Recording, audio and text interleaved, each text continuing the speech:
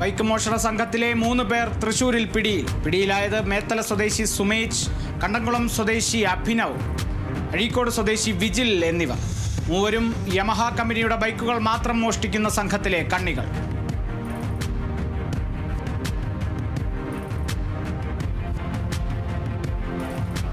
Thrissur government medical കോളേജിലെ രക്തബാങ്കിൽ കെമിലുമിനൈസൻസ് machine ഉദ്ഘാടനവും ISBTI സംസ്ഥാന സമ്മേളനത്തിന്റെ ബ്രോഷർ പ്രകാശനവും നടന്നു.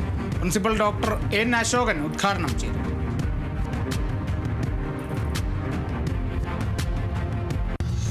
തൃശൂർ ചേലക്കരയിൽ പൊതുസ്ഥലങ്ങളിൽ സ്ഥാപിച്ച പരസ്യ ബോർഡുകൾ നീക്കം ചെയ്തു. നടപടി ഹൈക്കോടതി ഉത്തരവ് പ്രകാരം.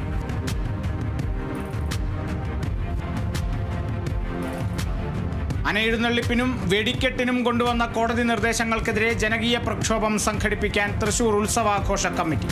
പ്രക്ഷോഭം തിരുവല്ലോമല പറക്കോട്ടുകാവ് താലപ്പൊലി കോർഡിനേഷൻ കമ്മിറ്റിയുടെ നേതൃത്വത്തിൽ.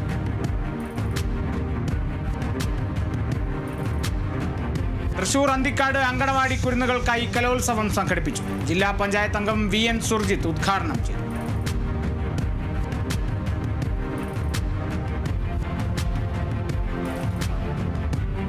കേരളീയ ക്ഷേത്രകലാസംഘം തൃത്താല മേഖലാ സമ്മേളനം നടന്നു.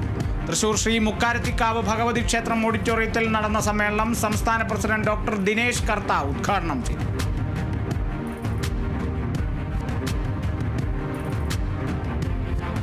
തൃശൂരിൽ സായുധ സേനാ ദിന വാരാചരണത്തിന്റെ ഭാഗമായി ബോധവൽക്കരണ സെമിനാറുകൾ സമാപിച്ചു.